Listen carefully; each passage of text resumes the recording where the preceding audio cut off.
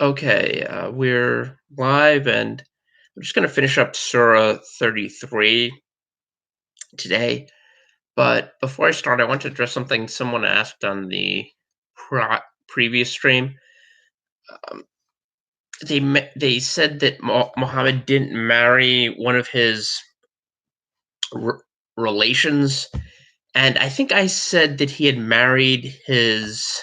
I forget if I said brother-in-law or son-in-law, but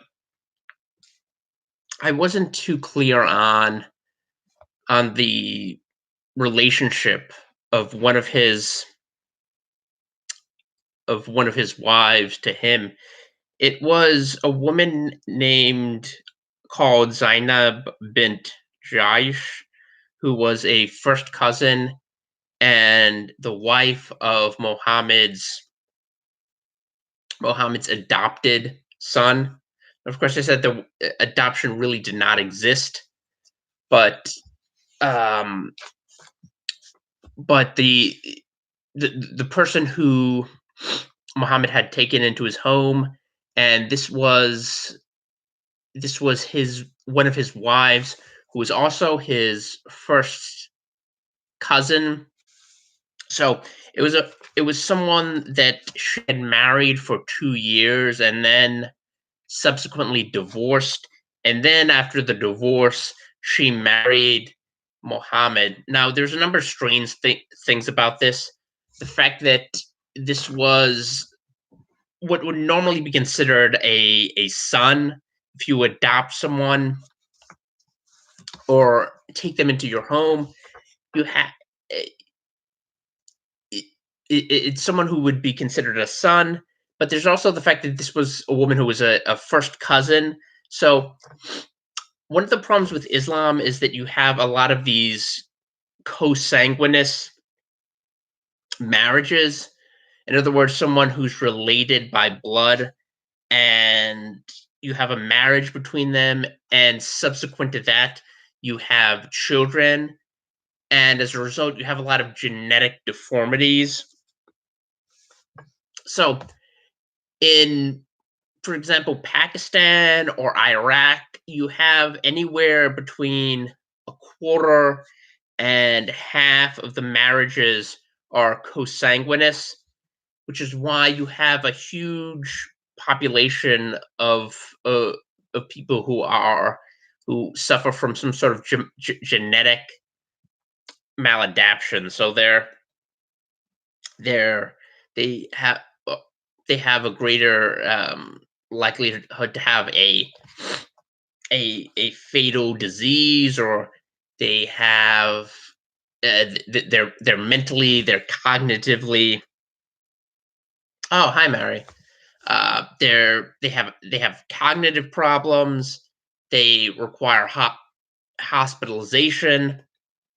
Very often, they die much earlier. Their life expectancy is cut short. Thanks, Clayton. Yeah, feel free to share this. But they have a lot of problems. I mean, for obvious reasons. Someone who's a first cousin whom you marry and you have children with, any type of consanguineous marriage, you're going to have a lot of problems, and the result of that marriage, the offspring, they're going to suffer more often than not. It's going to be a very difficult situation, and you this problem has been transported to Western countries just because of the mass immigration from countries like Pakistan, from countries like Iraq, Muslim countries. You have you have the Western um, healthcare system forced to deal with this problem. So Britain's NHS has to treat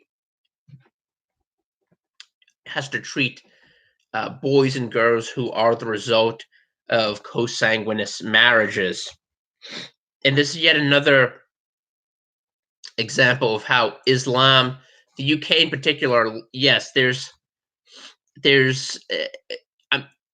there there aren't hard and fast statistics on how many marriages in the UK are co-sanguineous marriages, but since the overwhelming majority of marriages among Pakistanis who come to live in the UK are arranged marriages and take place outside of the UK, particularly Pakistanis who travel back to their native country, their homeland, and get arranged marriages.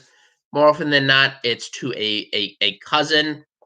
And when you have marriages between first cousins, you're going to get genetic genetic defects and very harmful defects that'll seriously negatively impact the lives of these children.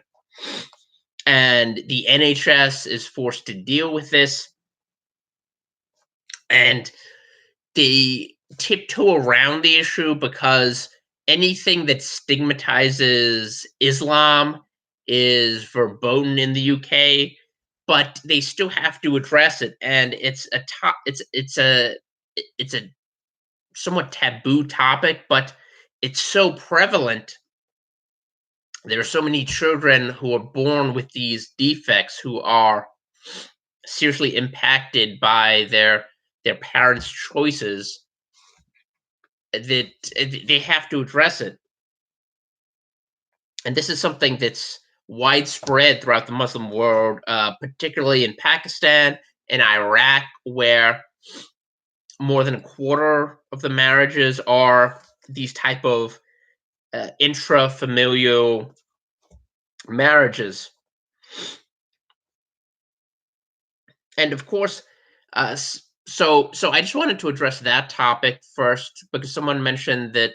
So during last night's stream, someone mentioned the fact that or said that I was wrong that Muhammad had married. I forget if I used the term brother-in-law or son-in-law, but it was the wife of someone who would have been his adopted son if Islam had adoption, but someone he raised, yeah, or took into his home. It was that person's wife whom he divorced, but it was also his first cousin. And I just wanted to bring up this ancillary issue about how Islamic practices like cousin marriage, even though some people call it a cultural practice, which it is to a certain degree, but it's institutionalized by Islam, and the Prophet is an example, someone whom Muslims seek to emulate, and this is one of the areas of his life. And there, in most areas, if you try to emulate the Prophet, you're going to be inviting disaster for your life and the lives of others. And this is just one illustration of that: the marriage of Zainab bint Jaish. So I just wanted to wrap up this chapter.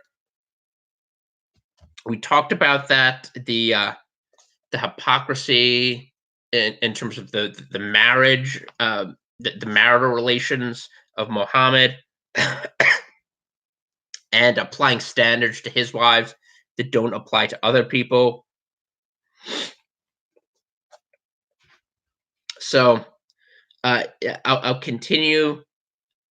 In 51, it says, "You may put off whom you please of them, and you may take to you whom you please, and whom you desire of those whom you had separated provisionally.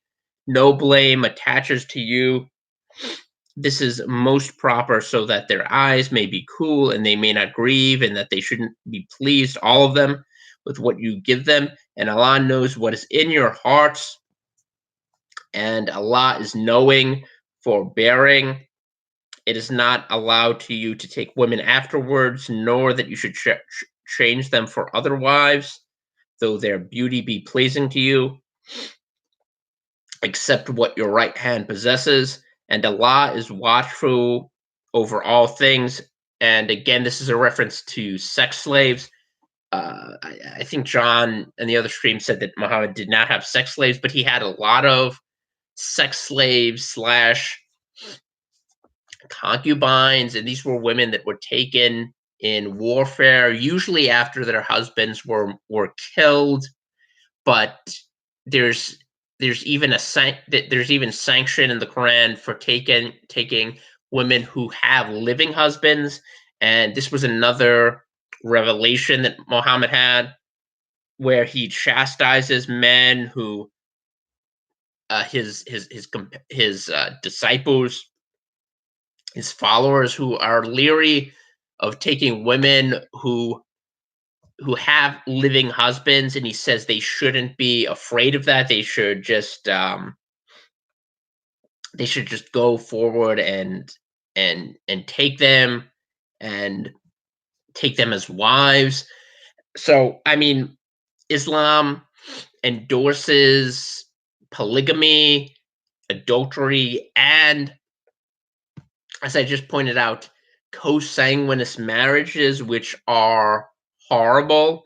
But even more, there's the endorsement of there's the endorsement of any sort of any sort of profane or sinful relationship that Muhammad engaged in.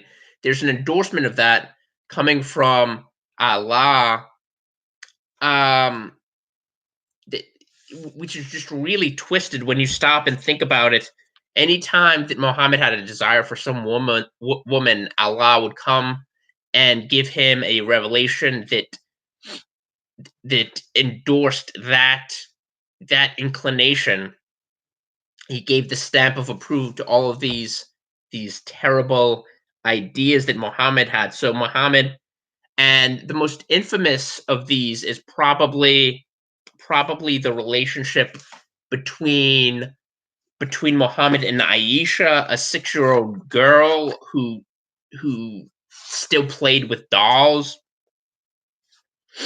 And even Muslim apologists will defend this, though some try to temporize and explain away the fact that he was betrothed to a 6-year-old and consummated their marriage when she was 9. So this is essentially a grown man raping a young girl. And you have to think about this when you hear stories about grooming gangs in places like the UK, Muslim Pakistani grooming gangs, uh, that essentially groom and then rape and prostitute young girls who are predominantly English white girls, but also Sikhs and other non-Muslim girls who come from broken homes. So this is all patterned and modeled after Mohammed, who said that these type of uh, that this type of activity was halal, basically that it was sanctioned by Allah. So you have Aisha, who is a young girl who was forced into marriage with a man who, at the time, if we're to believe Muslim accounts, was over 50. And this is something that's just repeatedly, uh, this type of behavior, and this particularly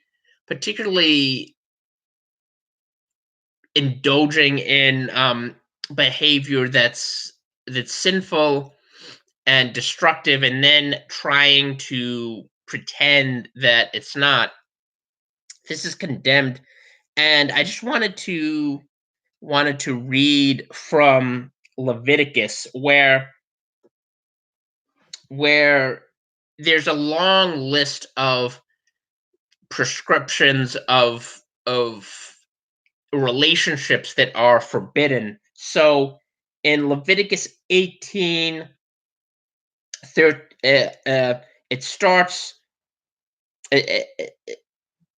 it starts with Leviticus 18:6, where it says, "None of you shall approach to any that is near of kin to him to uncover their nakedness. I am the Lord, the nakedness of thy father." And this, of course, is a reference to Noah, Noah's son. But the nakedness of thy father or the nakedness of thy mother thou shalt not uncover. She is thy mother. Thou shalt not uncover her nakedness. The nakedness of thy father's wife shalt thou not uncover. It is thy nakedness, that it is thy father's nakedness, and so on and so forth, all the way through 13, where it says, "Thou shalt not uncover the nakedness of thy mother's sister, for she's thy mother's near kinswoman. Thou shalt not uncover the nakedness of thy father's brother. Thou shalt not approach to his wife; she is thine aunt." And here there are conflicting traditions, but uh, Muhammad was even accused of having intercourse with his aunt, who was deceased at the time. So it's not only incest but necrophilia. So he violated that prescription, but also the prescription against having intercourse with your son's wife. Now, you could say Muslims could argue that it wasn't his real son, and so therefore he didn't violate this. But even so, he his command that Allah allowed him to have any woman in marriage or take any woman violated basically all of the Levitical commands not to uncover the nakedness of this person who is your aunt, your who is your sis, uh, uh, your sister, your sibling, and so on and so forth, all the way down. All of these Levitical injunctions, you could say, were violated by Muhammad's command, which he says was issued by Allah, that he could have any wife. So even though he never, say, married his, uh, even though he never married a sibling, or or or or had intercourse with all of these other groups, uh, explicitly delineated in Leviticus, that or forbidden, you could say, uh, philosophically, the Muslim this command that Muhammad could marry any woman was a violation of the entire Levitical law in that respect. Like, say, so he could have theoretically, if he had had a sister that he wanted to marry, he could have married her. Or if he wanted to marry, say his mother had survived his childhood, and when he reached adulthood he wanted to marry his mother, he could have done that. Any of this, because he was exempt from any sort of commandment, that any part of the Levitical law that forbid him marriage to any of these groups. He could have engaged in that if he had wanted to, and if he had the opportunity. Um, and Mark says, "I avoid halal too." Yeah, eating halal. I mean, besides being disgusting, and I don't know, some people have different tastes. To me, even looking at the food is very discomforting and unpleasant. But you also have to consider that by doing that, you're essentially eating meat that's sacrificed to idols. Now, uh, in and now Paul says that uh, eating meat, uh, that this isn't necessarily forbidden, because at the time, after the meat was offered to idols, it would be it would be sold in the marketplace. So you wouldn't necessarily know that this meat, um, you wouldn't necessarily know the source of this meat, but it could be discerned that some of this meat might have been sacrificed to, say, um, Athene, sacrificed to some sort of Roman slash Greek god or goddess, like Diana or Mercury or Jupiter or the sun god. Uh, so it would be offered and then it would be sold in the marketplace. And Paul says that if you're not convicted, you're able to eat that meat, but you're still basically eating meat to sacrifice to idols. And um, I would say that the situation is analogous when you're eating halal food. You're you're eating meat that's prepared in a certain way to appease idols, Islamic, false gods. So um, I don't think people should be condemned for eating it, but I don't think it's beneficial. It's not conducive, especially if you live in a place like the United States. And I know in places like New York City, it's very trendy and people like it because it's very easily available. You just walk out on the street and someone has a food cart. A Muslim has a food cart and they sell it, and it's very convenient if you're out on the go and you're traveling from one place to another. But I think people should consider, even if they're not Christian, they should consider the consequences of that in the same way that there are people who have who follow who make ethical consumer choices in other areas, like they won't things that uh, purchase clothing that's made by sweatshop labor. I think people should be considering that when they, of course, Christians should definitely consider it because of the idea of this being food that's sacrificed to idols.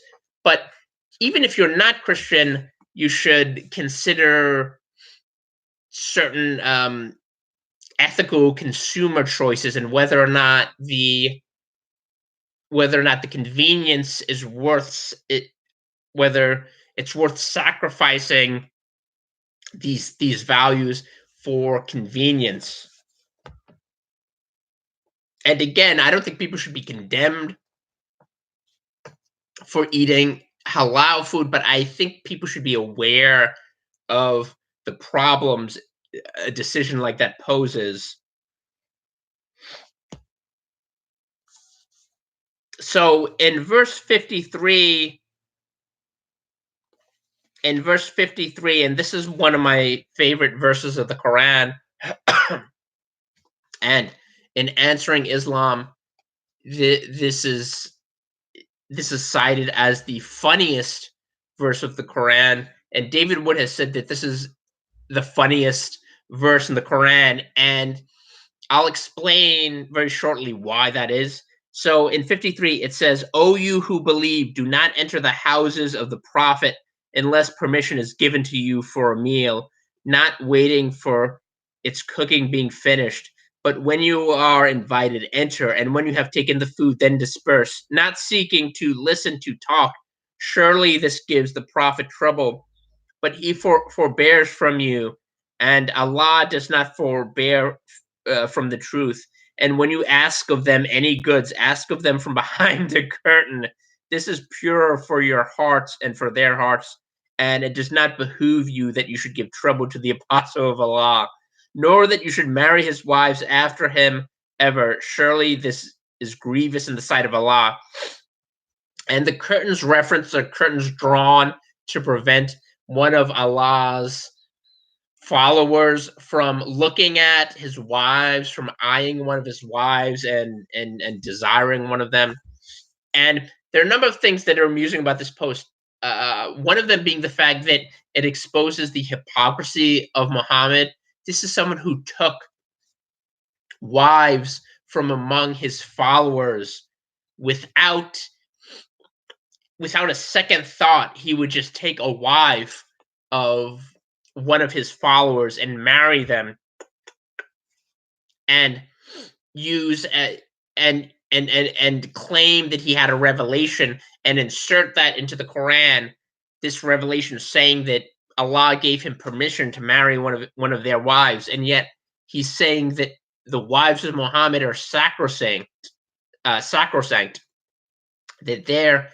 they are his wives and his wives alone, and none of his followers can even consider marrying one of them, or asking for their hand in marriage, even though polygamy is freely practiced and marrying adultery is freely practiced and endorsed in Islam. No female safe from Muhammad. Yeah, that's true. This guy was a nymphomaniac, and he had serious problems. But the other thing that's funny about this verse, that's really hilarious about this verse, is that he basically invented a revelation so that he wouldn't have to be bothered by his followers. And this is so bizarre when you compare Muhammad to one of the real apostles, like someone like Paul. He would stay, depending on the conviction of the Holy Spirit and where what part of his missionary journey he was in, he would stay anywhere from a few days to many months, like the church of Thessalonica. He would stay there either a few days or many months. He would stay with these churches that he had planted and be with them, teaching doctrine and either approving them or encouraging them and explaining the gospel in detail, depending on their needs and the conviction of the Holy Spirit. So he wasn't trying to avoid to get out of fulfilling his duty as an apostle, whereas Muhammad is seeking every way to just dodge his ability, his quote unquote prophethood. So Muhammad, even though he's a self-proclaimed prophet, he doesn't want to fulfill any of the duties that attend to that office. And the reason, obviously, is because he's not a genuine prophet. And there were people who would pose questions to him that would completely stump him. And this is even admitted in the Quran. Like, the Quran itself demonstrates that Muhammad is not a prophet, and that when he was confronted with questions, he was not able to answer them. So he invented a verse that gets him out of the responsibilities that would be incumbent upon an actual prophet or an apostle.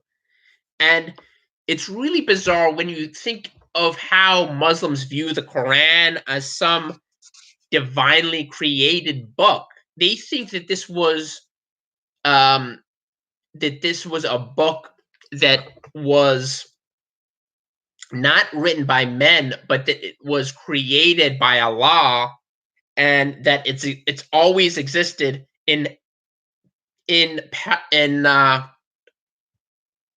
what they think is heaven, and that it was then transmitted through the angel Gabriel to Muhammad. They don't even believe the Quran was. They believe the Quran was written by Allah, and that it's inerrant, it's without error, and that it's completely perfect, and that it's applicable for all future generations until presumably the day of judgment.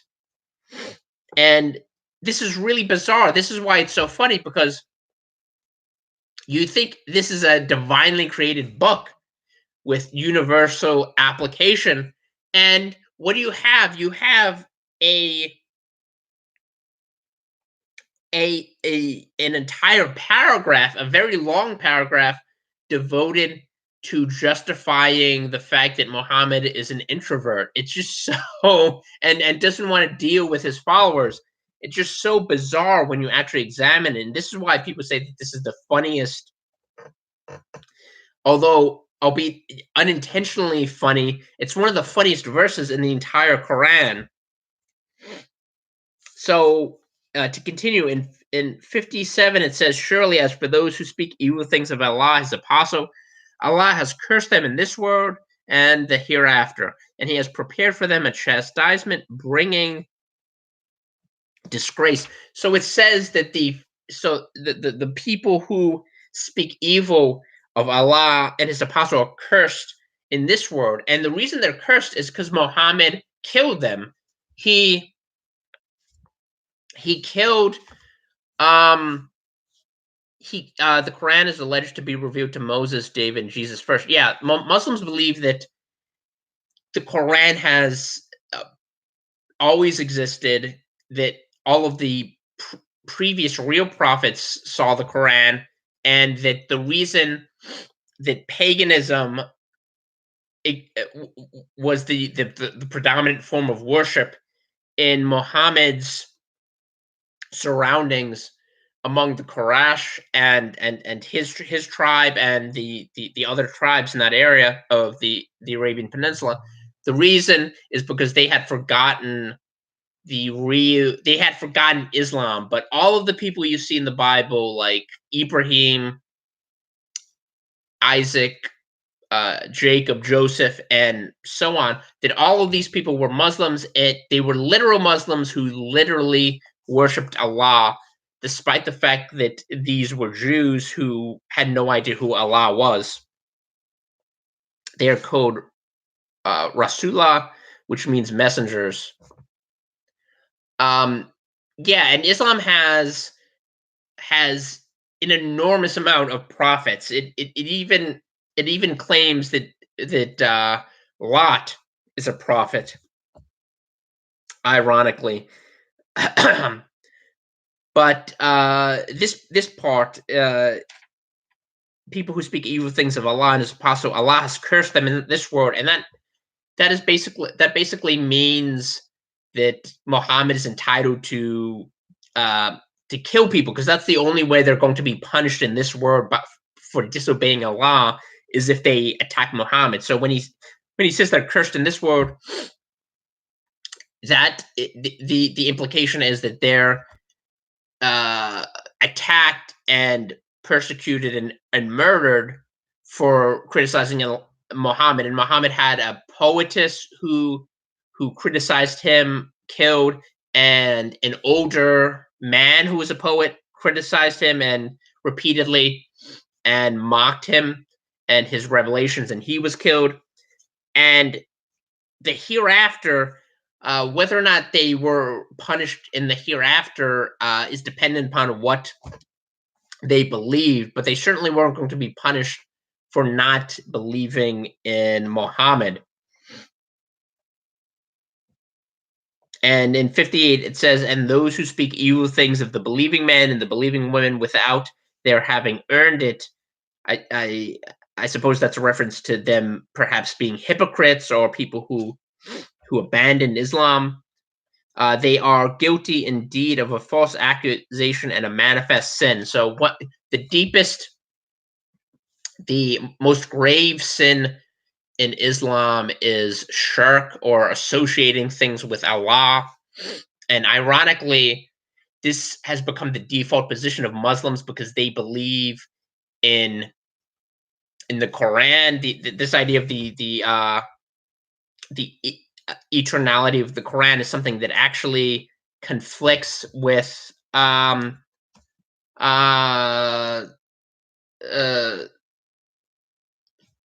this idea of the eternality of the Quran was not the dominant viewpoint in Islam. It it's something that gradually developed, and people who believed in this were persecuted by some of the early caliphs. And as I said in the previous video, Nabil Qureshi describes this in his book No God But One, the conflict between the concept of Tawheed and the eternality of the Quran. But even so, putting that aside, shirk is still considered the greatest sin, and that's why you see Muhammad repeatedly warning, do not say three, do not say three, do not have associate gods. And this is Muhammad not understanding that the Trinity is different from tritheism. They're two separate things. Worshipping three separate gods and acknowledging the triune nature of God. So shirk is the greatest sin, but the second greatest sin in Islam is attacking Muhammad and his message, and attacking people who follow Muhammad. So this is why, as I said in the previous video, almost all of the blasphemy trials, all of the people who are attacked and murdered in Islamic countries are usually, without exception almost, they're attacked and they're prosecuted and they're persecuted because they said something to attack the integrity or the honesty of Muhammad. They disputed the idea that he was a prophet, and something along those lines. Very rarely will you see, although there have been, I believe there was an atheist writer in Egypt who was prosecuted or attacked for rejecting Allah, but it's very, very rare that you see something like that. 90% of the time, it'll be someone being persecuted for attacking Muhammad, and this is the real great sin, along with shirk. This is the great sin of Islam, attacking Muhammad or attacking his belief system.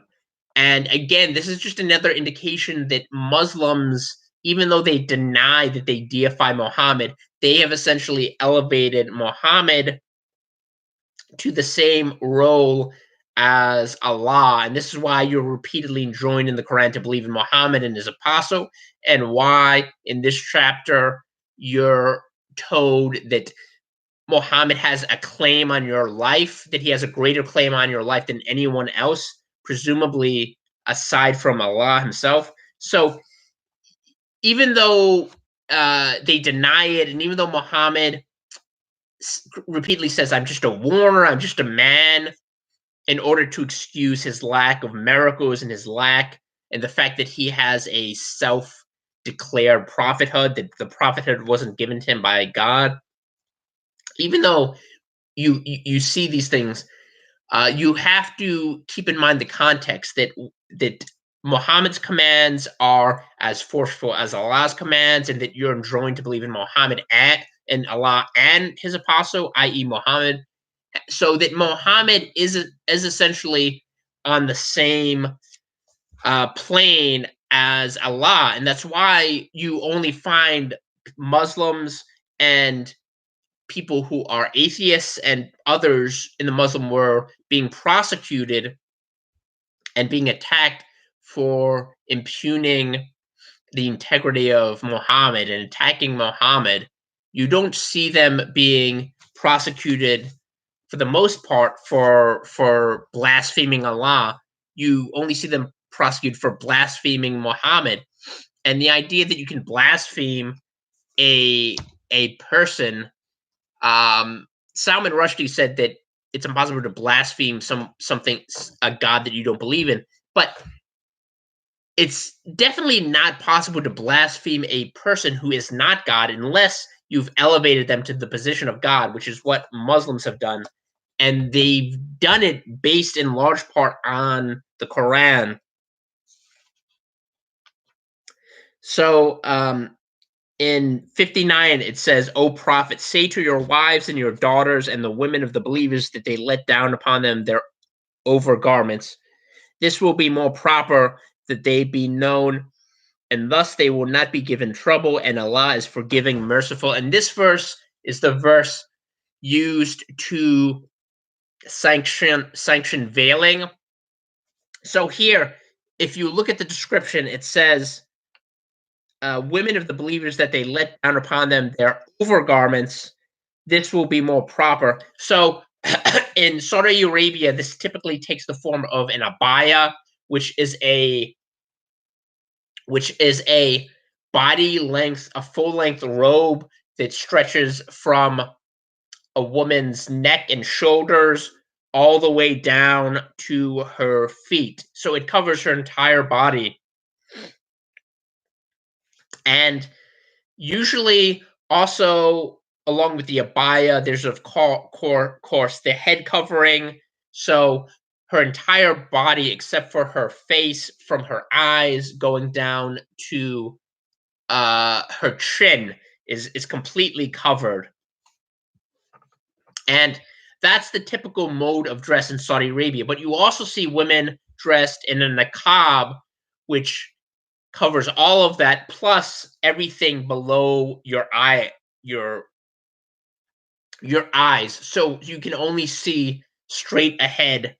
There's no peripheral vision, so you can basically see a woman's eyes, but everything else is covered.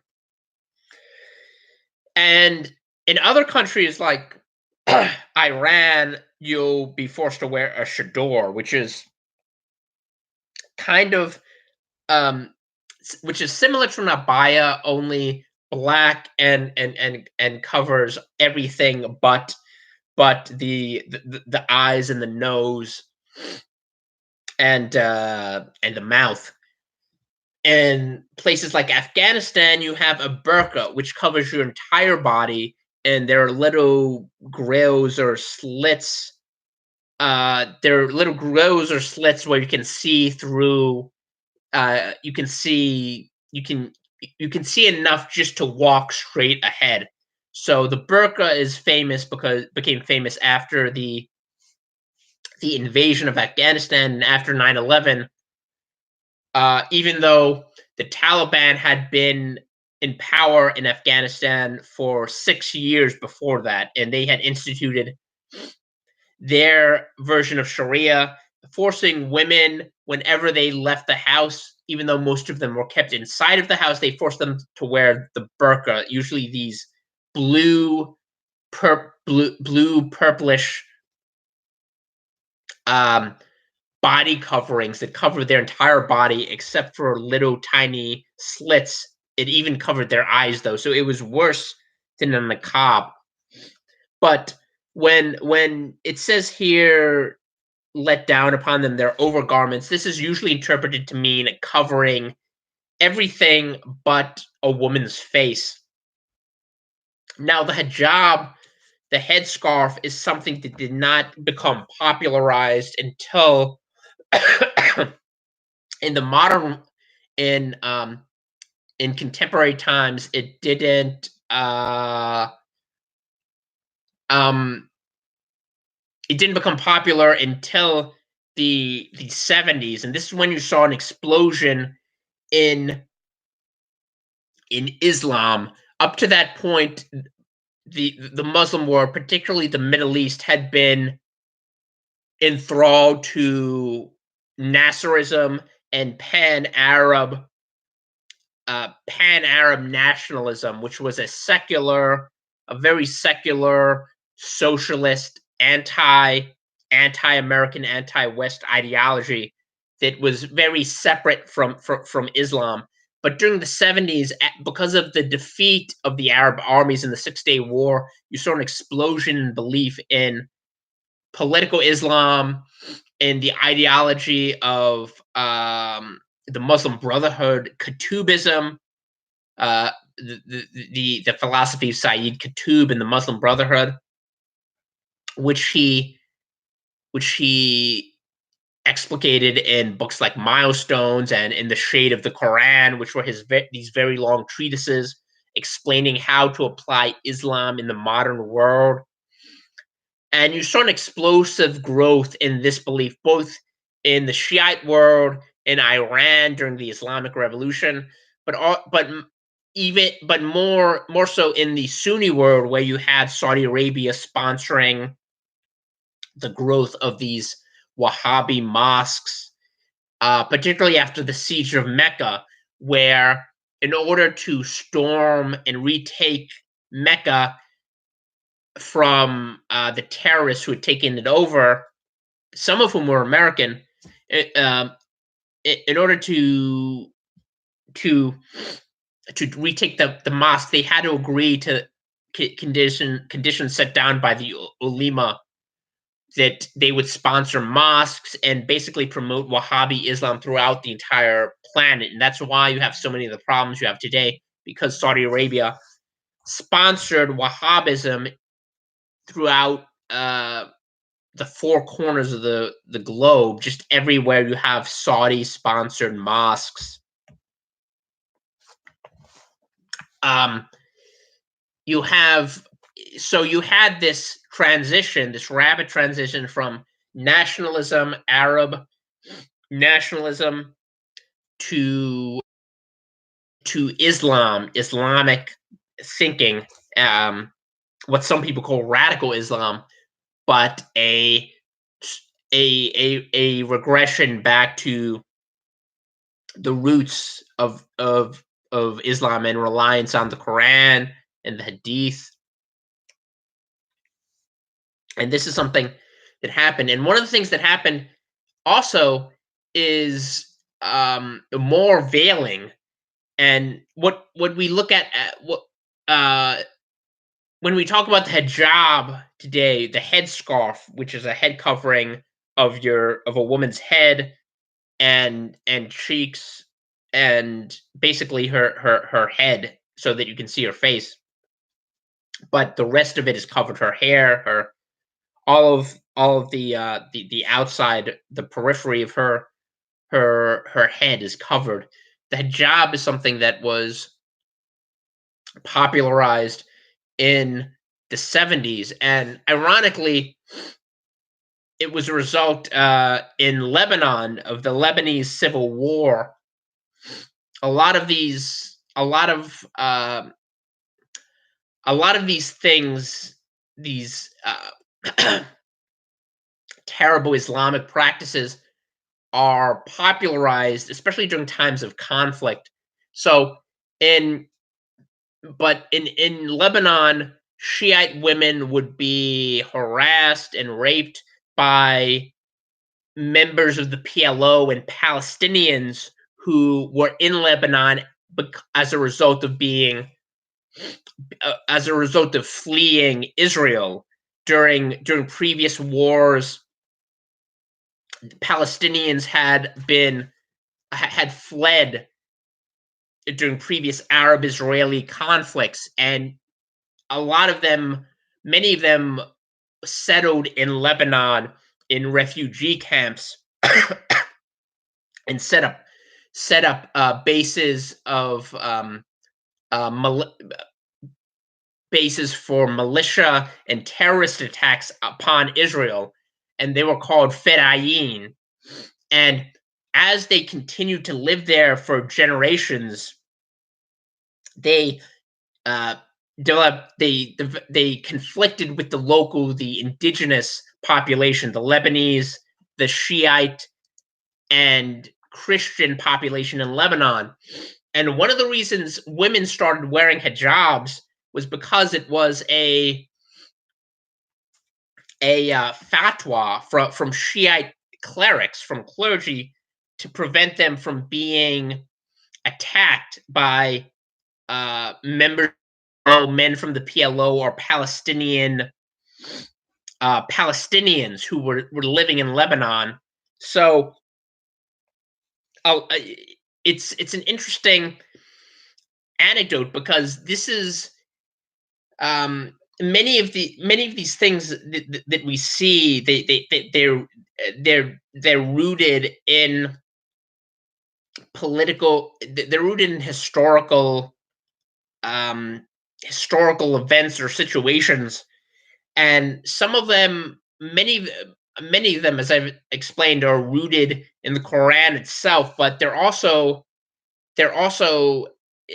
in an outgrowth of real world events. And Islam, the spread in the spread of Islam has been aided by bad choices and decisions made by Western countries, bad diplomatic and military decisions.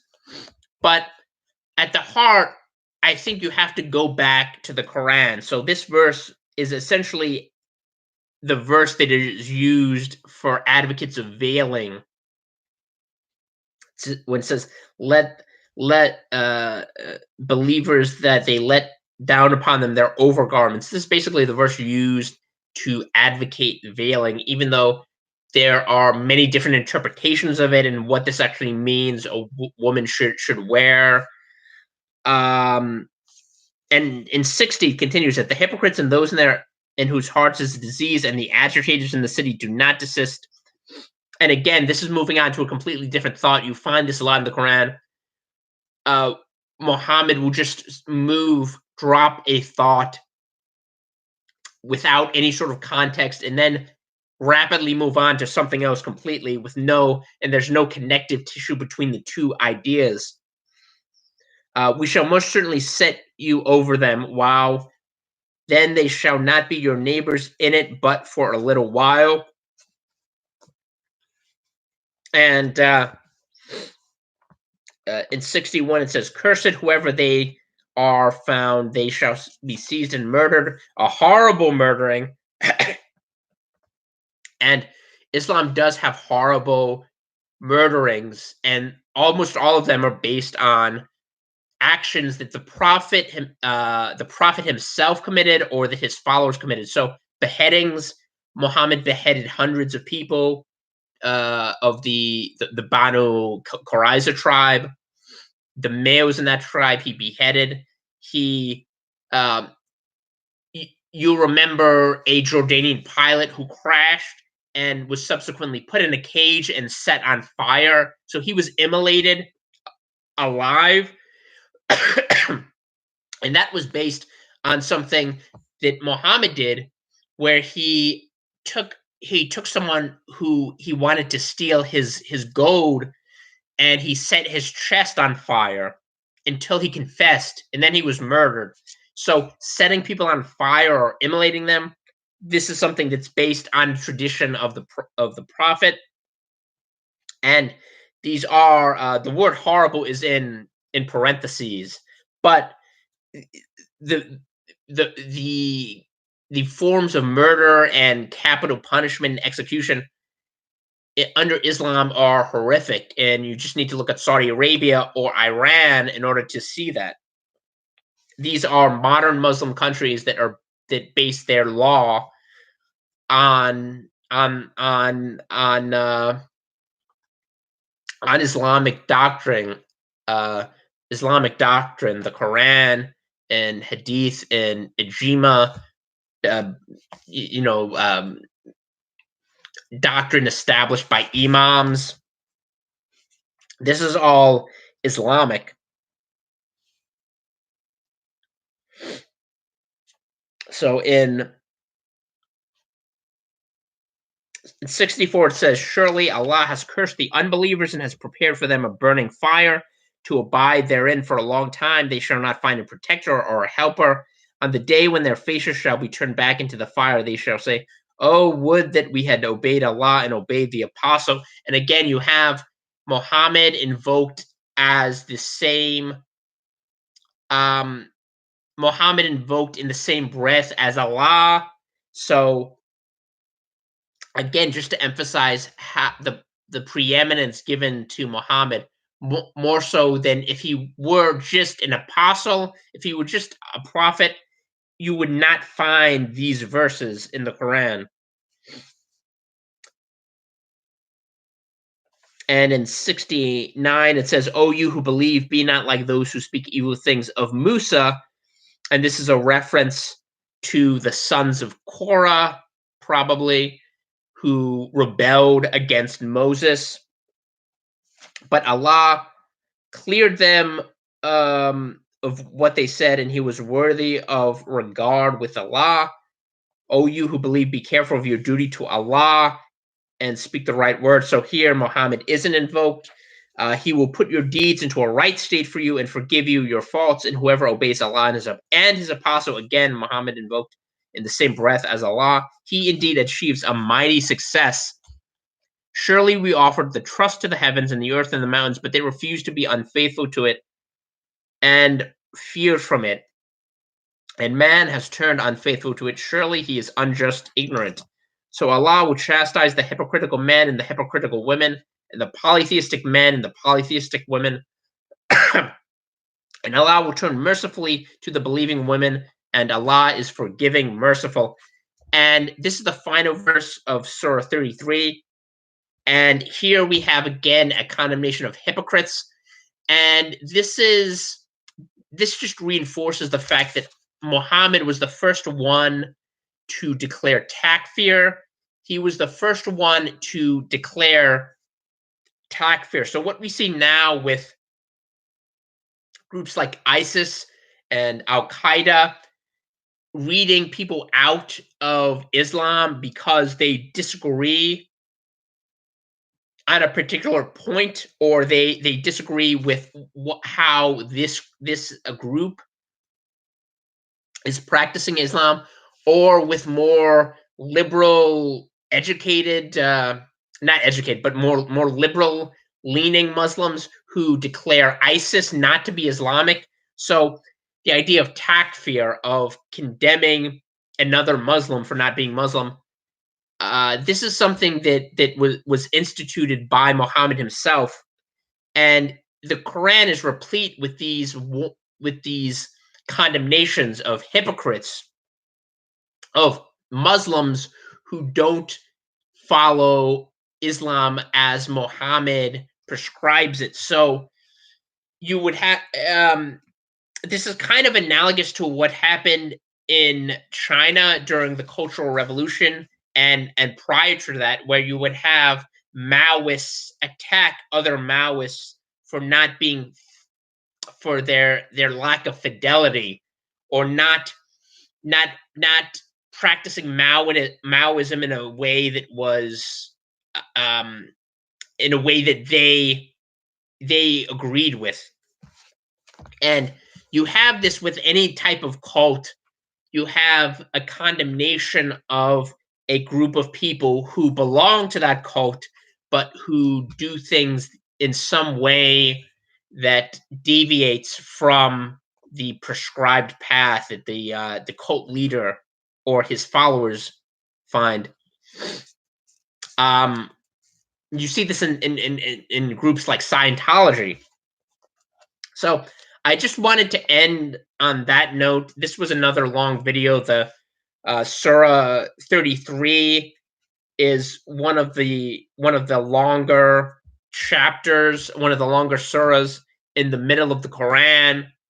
Usually, in this part of the Quran, the chapters are only a few pages, 2 or 3 or 4. This was a bit longer, and there are a couple more surahs like that. But hopefully, we'll get to the briefer chapters soon, and we're already about 2/3 of the way through this book. So hopefully by the end, we'll be finished by the end of the year. But I'm glad for everyone that joined me: Love and Light, John, Mark, Mary, Clayton, and TW. All the people that joined me, I appreciate.